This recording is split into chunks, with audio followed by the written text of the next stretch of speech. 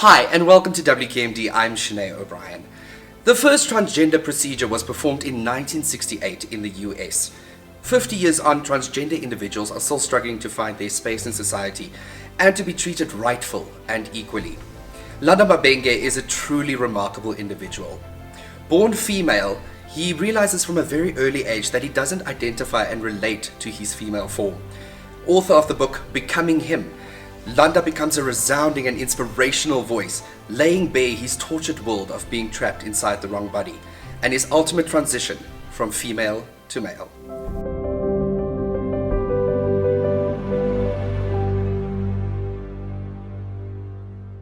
Landa, welcome to WQMD. Thank you for having me. Trans in South Africa is still a very, very touchy subject. And to write a book about it takes a lot of courage. Why Becoming Him? So I think I needed to tell my story. Like you said, I mean, the first procedure was in the 60s in the US. And up until now, human beings can't be who they are. And I think for me, it was my transition journey has been amazing. I've been privileged enough to have access.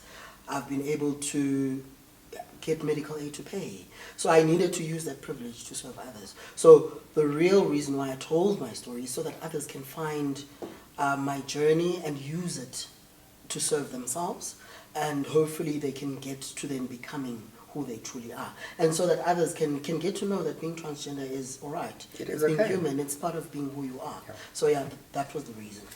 Talking about medical aid, you say I read an article about you where you worked for Discovery and they refused to pay for your treatments.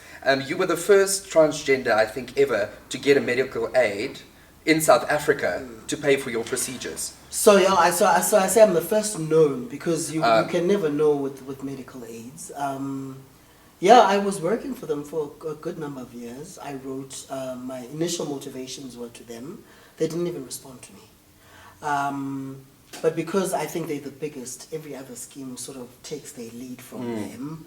So they didn't even respond to me, and yeah, I never heard any feedback from them until I switched over to BankMed, and I motivated there. They initially declined me, and then I picked up the phone and asked them, why are you declining?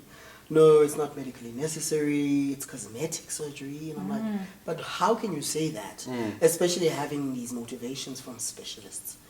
And then after that, I asked them to actually speak to my surgeon, and they spoke to him, and that's how I got to get the victory. So if it was a scheme or someone who wasn't even willing to hear me, I probably wouldn't have gotten that victory. So I have a question. So basically, anyone who doesn't have medical aid, who would love to transition, how would they go about it? Is it easier? Is there any other way of transition, and a healthy way to transition without medical aid? Yeah, so thank you for that. It's a very good question. So in South Africa, we've got 2 transgender clinics that are linked to public health care. So we've got the one in Cape Town, which is the transgender clinic at Groote Hospital. Then we've got one at Steve Biko Academic here in Joburg. Now, there are only 2 doctors who are surgeons, or plastic surgeons, who can perform any of the physical procedures that you need to align yourself to who you are, be you a trans man or a trans woman, or a non-binary person who just wants to align their body to who they are. Right. So having only 2 clinics in the whole country, it results in a waiting period of between 21 and 27 years. No. Sure. And that's one of the reasons that pushed me to actually try and push medical aids to pay. Because in South Africa, if you are formally employed, chances are medical aid is a condition of employment, because these companies have got sort of contracts with medical aids, and you will find that most of them are linked to either one of the 4 or 2 big medical aids in the country. So it's either private is on a case by case in some instances, but if you're going through the public health route, then you're going to wait at least 21 years to get one of your surgeries. Surely that is not okay. That is No, not it's okay, not. but I No. mean, it is also a very expensive venture. It is. It's very expensive. I mean, for an example, when I had my top surgery, which is the double mastectomy, I was quoted at the time 48,000 rand. And I mean, that was in what, 2009, 2010? Sure. So, and I mean, at the time I was still quoted close to private rates because of my salary. So even in the public health space, they look at your salary and then they quote you based on that. So if you can afford, if your salary is between 0 and 6,000 rand, I believe, then you pay private rates. And so it's ridiculous. There's no access to healthcare for transgender people at all. Landa, you said something very interesting that it's sitting with me. You mentioned there's the physical element, and then you mentioned as well there is the mental and the personal, the emotional. What is that about, and how did that start for you? So I think that's the part that you always carry with you as a human being, because we are born and we are assigned gender, we are given names, and somehow society feels entitled to you not being allowed to even give yourself a name. So the psychological element, that's where it starts. Yes. Because you're being socialized into something that everyone wants you to be. Okay. It almost reminds me of the quote by Paulo Coelho: everyone seems to have a clear idea of how others ought to live their lives, but none about his or her own. So from a young age you become, from as young as 7, I can remember being in this body, and I couldn't relate to this female form, but I'm being raised in a home where I'm being socialized and groomed to align to this form, because I was assigned a gender at birth, right? So, and then that's where it starts denting the psychological and emotional part of who you are, because everything about you doesn't speak to what everyone else tells you who you ought to be. And for me, it took a while until I actually got to university, and that's when I had a hectic nervous breakdown, attempted suicide, and after that, I actually got to speak to my psychologist and tell her what was actually going on with me. And so that's when I could actually quantify it into words with someone. That's when I actually started feeling a measure of relief, and then a couple of years later, I actually Googled, what does it feel like to feel like a man but be born in a woman's body? And that's when I actually, for the first time, this was 2006-07, for the first time I actually saw what it means to be transgender in terms of actual literature. Yes. So it starts at a very young age. That's the biggest hurdle and battle for most people who identify as transgender, because there's no language chances, there's no knowledge, there's no understanding from the home level, and you battle with that every single day. Your mind is like, but you're not this thing that everyone tells you you are. Yes. And that's the fight, that's the hectic internal challenge. But do you ever think we'll reach a point in South Africa and our society where trans visibility will be humanized? Where we're not seen as, or where transgender people are not seen as outsiders or alien? I hope we will. And the reason why I hope we will is because we've got such beautiful legislation. We've got a constitution that allows you to be who you are. We didn't need to get a constitution to tell us who we are. Do you hear what I'm saying? Absolutely. But because we do have that, and I'm hoping that, the other day I was on radio and we were talking about changing the gender marker. I was very fortunate in terms of my gender marker change, because I had my new ID within about 8 weeks. Oh, wow. There are people who wait up to 2, 3, 4 years for that. And that's because Home Affairs does not standardize their operating procedures, but the law says absolutely it should be like that. It's contradicting itself. So I'm hoping we get to that point. I'm hoping we get officials into those spaces that actually know how to apply the law and not personalize your journey for you, because your perception or understanding or your opinion of me doesn't change who I am. And if I'm coming to you as a Home Affairs official and asking you to process my documentation, it shouldn't be up to you whether or not you feel like you should or ridicule me or and. So I'm hoping the implementers of our law will get to a point where they can actually implement the law for what it is, and get to a point where they can start seeing human beings for being human first. Landa, so I want to ask you quickly, how do you know, what's the difference between this and a sexual preference? And then how did you know this is not permanent or a phase? How did you determine that it's a permanent thing that you're going to do for your life? So, firstly, there's a difference between gender and sex. I think earlier on I spoke about the language, and that's where a lot of people get lost. We are born, we are assigned gender based on our sexual, physical, biological selves. Yes. And now there's a difference between the two. There's physical sex, which is your genitals, and then there's gender, which is your identity, the core of who you are. Okay. So the two are very distinct, which is why you find that there's some people who don't even ascribe themselves to either male or female. They are non-binary because they do not identify with any of these man-made sort of Terms and- terminologies and sort of social constructs in terms of what gender is. I believe gender is a performance. We are socialized and therefore we perform according to what we've been told until you get to a point where you align yourself with who you are. Okay. Number two, how did I know? I mean, I've always known myself. As a young child, I had a conversation with my grandmother when she was 90. This was in 2010, and I'd already begun taking my hormone therapy. And when I told her that I'm going to be undergoing a physical alignment to the core of who I am, she said to me, it was not for her to accept or reject me. She's always known who I am. I know myself.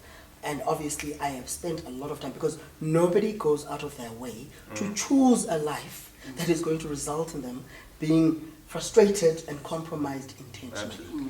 So when she said that to me, I realized that she's probably seen me from when I was young. But even when I was young, I used to get bought Barbie dolls, and I used to just dismember them because I didn't identify with that because that was a gender, a construct, right? And even going to school, I used to fight with my aunt because she used to insist on, there was a certain dress you needed Boys' to wear, clothes. dresses, but because I couldn't wear my preferred clothing, we had to sit down and say, okay, cool. So I was very vocal from a young age, and I knew that. And even growing up, there was a point where I identified as a butch lesbian. And I was very butch, very, very butch. But I knew that I'm not a female. I know that. I feel it, I know it. It doesn't relate to who I am. And until I actually began, and hence the name Becoming, because I feel as human beings, we continuously become. Forever I think that's why evolving. Michelle Obama stole my title. We evolve. None of us are where we were 10 years ago. Absolutely. But in my becoming, I've always been him. So I've always known, it's just that I might not have had the language or the way of expressing it within the spaces I was born and raised in and had to move in, but I've always known myself to be who I am. And then, what's the first step in transitioning? So the journey is different for everyone, and I always say this because what works for me is not going to work for the next person. Which is why I always say, even in writing this book, this is my personal journey, but if it can help someone else, then I hope it does. So for me, the first step was changing my first name. I broke it down because we were dealing with lay people at Home Affairs who don't know who might have opinions about you, So I broke it down. In South Africa, you don't need a reason to change your first name. Okay. You can go to Home Affairs tomorrow and have 10 first names. If they can fit into your ID book, they will change it for you. So that was my first step. Second step was the gender marker. I had listened and heard people talk about their experiences. People being forced to go into rooms and strip for them to see their genitals. Yeah. I had heard people were ridiculed. Human beings they thrive in belittling someone, especially when there's an audience. Human beings who had gone through that. And so what I did is I chose a Home Affairs that was pretty new in Cape Town where I stay. It was the Weinberg Home Affairs at the time. Very young staff, and I went in there with a hope, a wing and a prayer, and I was like, you know what, I'm going to do this now. And I went in there with my phone on record because I was ready for it. Yes. And if I needed to go to court, then I was going to go to court. And I was helped by this gentleman. And funny enough, this is the thing about being human. I had hoped to be held by a female because I thought it would be easier to have a conversation with her. And I was helped by this gentleman, and I went in with my back up. And I could see that he didn't understand what was going on. He kept asking me questions. I kept referring him to the form because you need 2 letters, one from a specialist who is primarily involved in your transition. So it can be a hormone, a doctor, which is called an endocrinologist. It can be your plastic surgeon, someone who can confirm that you are actually on the journey, and a second letter from your general practitioner, for example, or your psychologist, just to corroborate the other letter. So I went in with the 2 letters from my endocrinologist and my GP. And this guy didn't understand what was on the forms, and I kept telling him, but it's on there, because it's being governed by legislation that they are applying as Home Affairs official. And he actually got to a point where he said to me, Mr. Landa, I'm trying to work with you here. And for me, that was big, because it meant he read my form and he saw what I was saying in that form.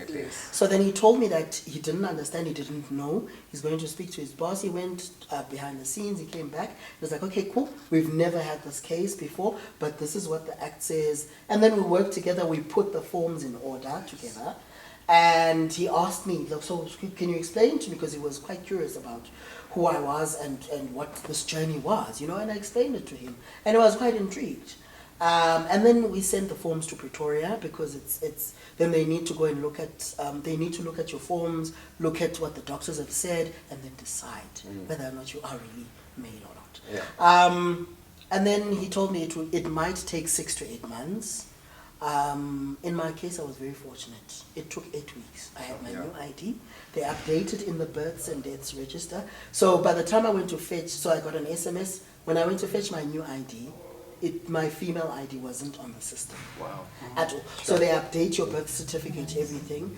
And so, yeah, I was very fortunate in terms of getting that right. So the process is, for me, I would advise anyone, start with the name change if you're going to change your name. Because remember, you're dealing with human beings. And some of them have got an opinion. Start with the name change. If you're not going to change the name, get your doctors to write you motivations. Go to a Home Affairs. Preferably go with someone who's quite supportive of who you are, because some people can be very ruthless, and then start that process. And then from there, the minute your gender marker has changed, you kind of like feel 90% there. Because it doesn't matter what anything else is, because officially, legally, you are recognized as who you are. So that for me was your first deal. I just want to bring it back to the LGBTI community quickly. As you say, it's a very daunting and experience, and the fear of being rejected by people is inevitable. A lot of the LGBT people would argue that transgender people do not belong under the umbrella of LGBTI. What is your response to that?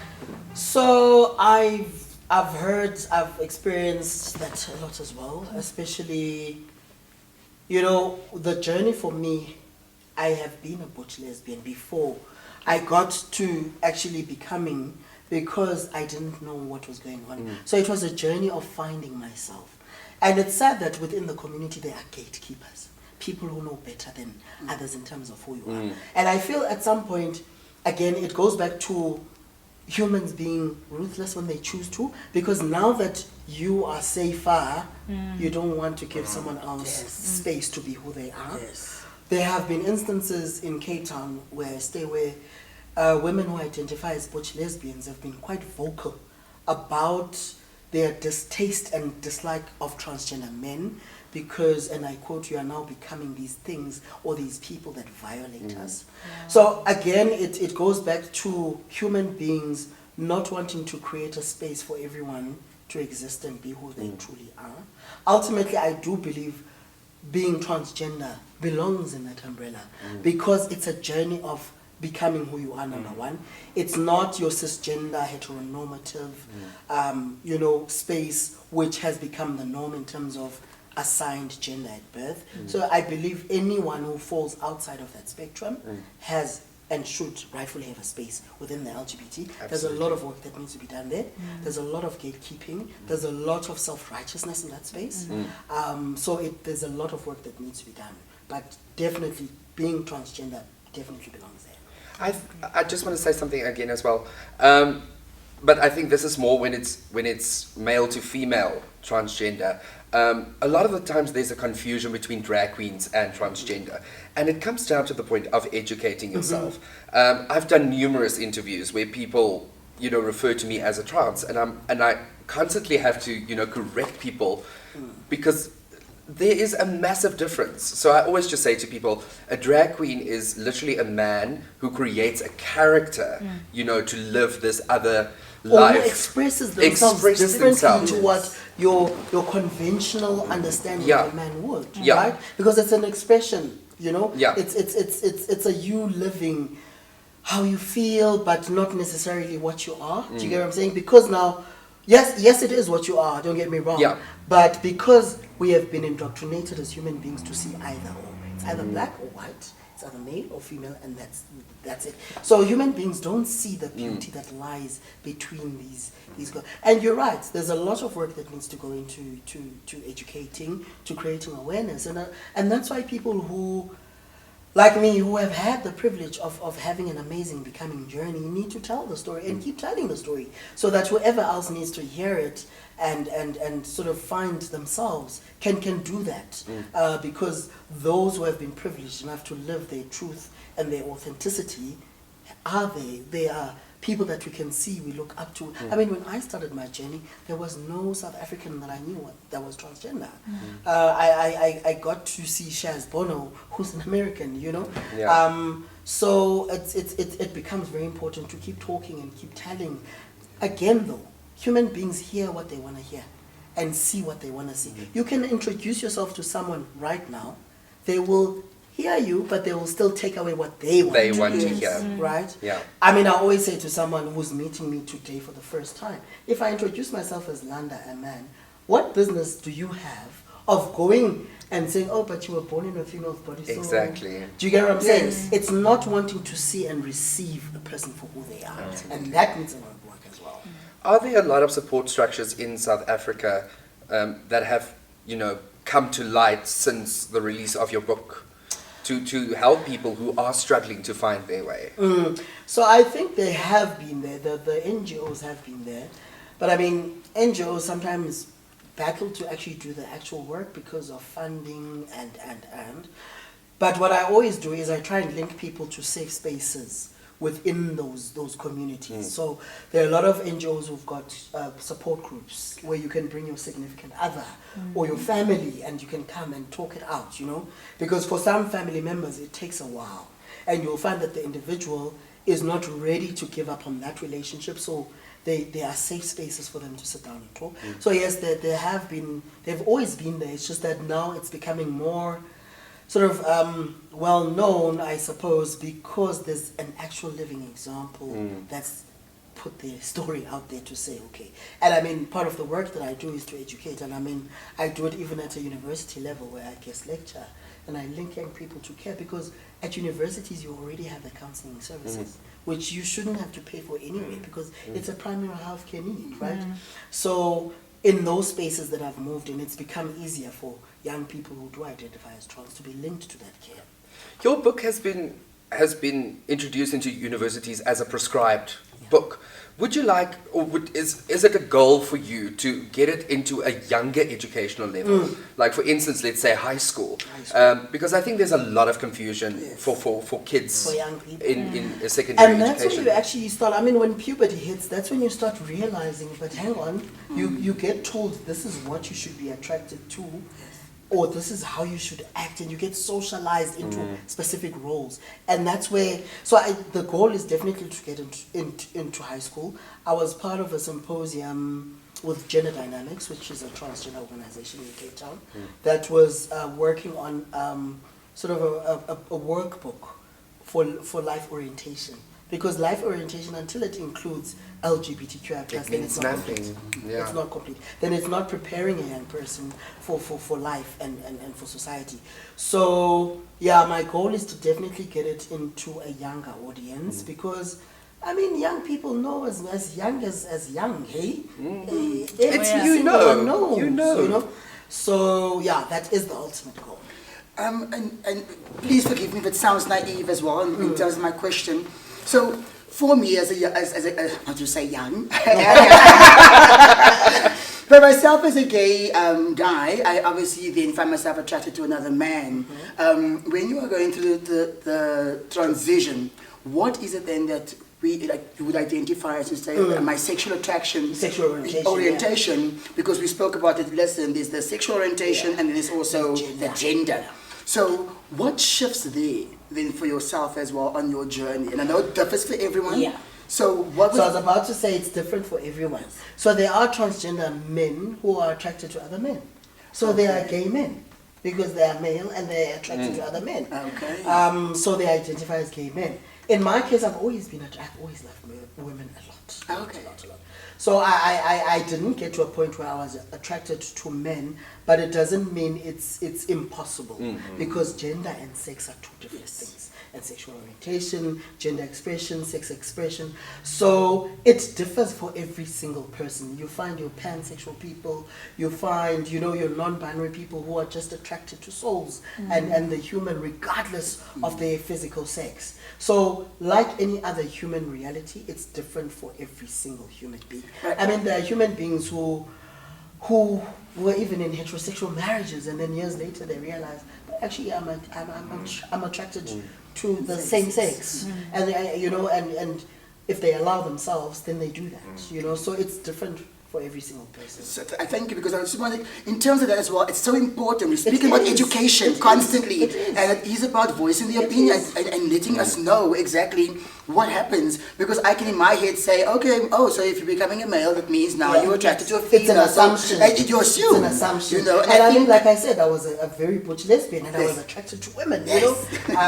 So, and in that space, I was attracted to the same sex because I hadn't realized that my gender is actually not female. I knew it, but I didn't have the words or to quantify it. So in society, I was same-sex relationships, you understand what I'm saying?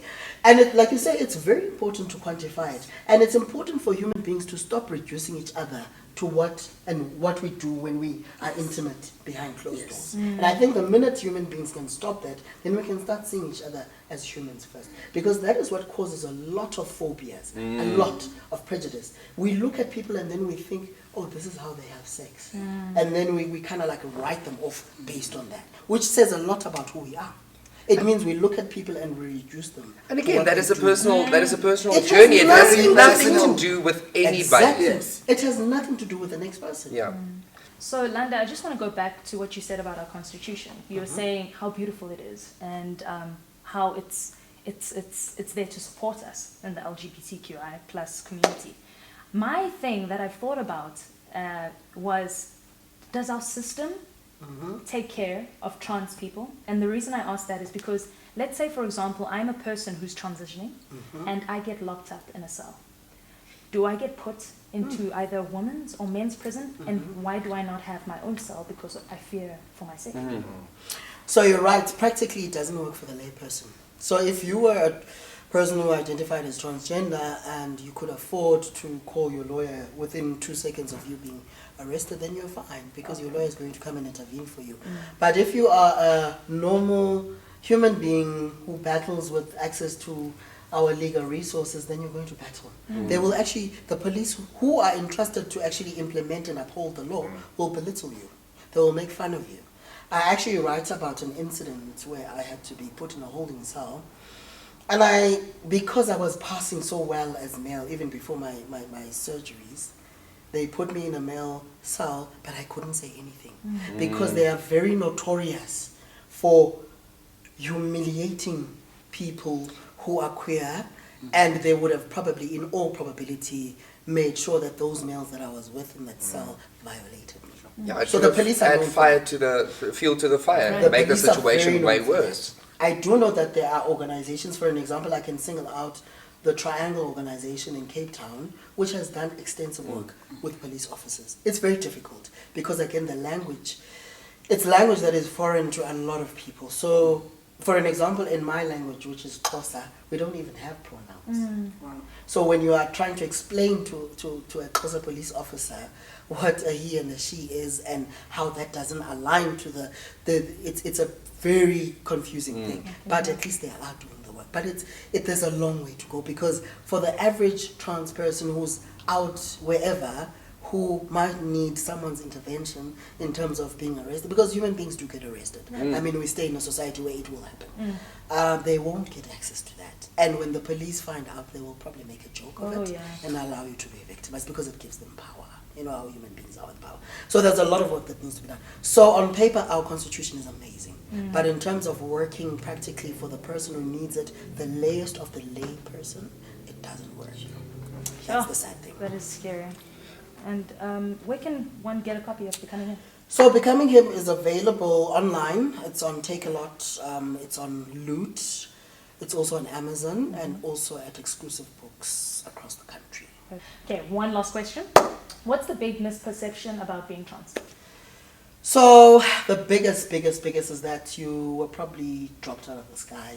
You weren't born of being human, and that you probably just woke up one day and decided that you are not comfortable in the sex or gender you were assigned, and therefore you want to change yourself. That's the biggest one. Why do you want to change yourself? Why would you want to do this to yourself? But there again, it's human beings fail to realize everything that we are is mapped onto us after we are born. Nobody is born male, nobody is born female. You are born a human, you are assigned gender at birth. You are given a name, you are given a surname, you are given everything secondary to that moment. And when you do choose to be who you are, then human beings have a problem with that. So I think it's important for human beings to have human conversations, see the human first, before any label, be it gender, be it sex, be it, whatever category. See the human first, and then we can start breaking those binaries and those misconceptions and misunderstandings about what it means to be a human being.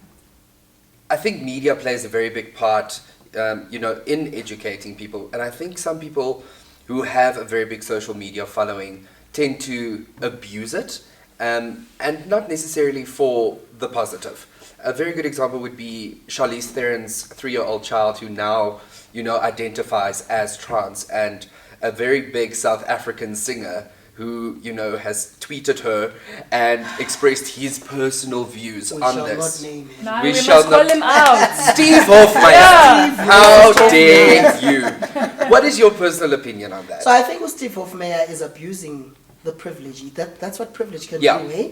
Because he's been privileged enough to be who he is, where he is. He could use it for the greater good. He chooses not to. We know that from racial interactions between South Africans as it is. So how much more for someone who is supporting their child in terms of becoming and finding who they are. So, excuse my French, screw Steve Hofmeyr. He always stands for the wrong things. And I'm happy that all of these big sponsors pulled out of that show that he was going to have.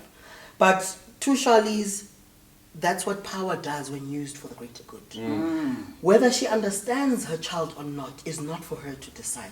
What is for her and what she's doing is she's showing the beauty of being there from one human to another. And I think what she's doing is going to go a very long way in terms of history to show her character as well. I mean, this woman left this country and went to be big overseas, but she still identifies as that Afrikaans girl from Joburg, And I admire what she's doing. It can't be easy. It can't be easy, but it's amazing for the child, because however the child develops or becomes, that child will know that my mother is in my corner. Absolutely. And I think that's what we all look forward to in life. To have that one or two people that say, whatever's going on with you, whoever you are, we are here. And don't look back. So yeah, big ups to Charlize. Steve Hofmeyr can go to bed. Yeah. Landa, thank you again so much for joining us on the couch for WQMD. We really, really appreciate it. Thank you for being an inspiration. Thank you for being brave, and thank you for telling your stories. And I really hope that your message will still change a lot of lives. Thank you. Thank you for having me. Thank you. Thank you so much. Wow. Seriously. Trans matters in SA and the world still have a lot of obstacles to overcome. Some will say, let's agree to disagree. But we really can't. Because by disagreeing with the validity of someone's identity and the services that they deserve or don't deserve is discrimination and not a disagreement.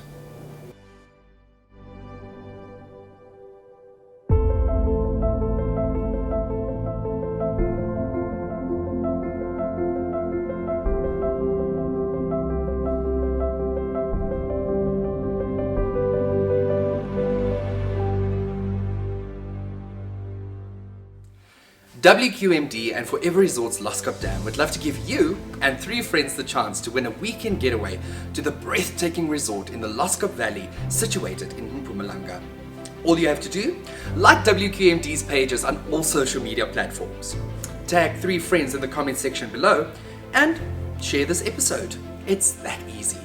Come out, step up and live your life with WQMD and Forever Resorts Loskop Dam.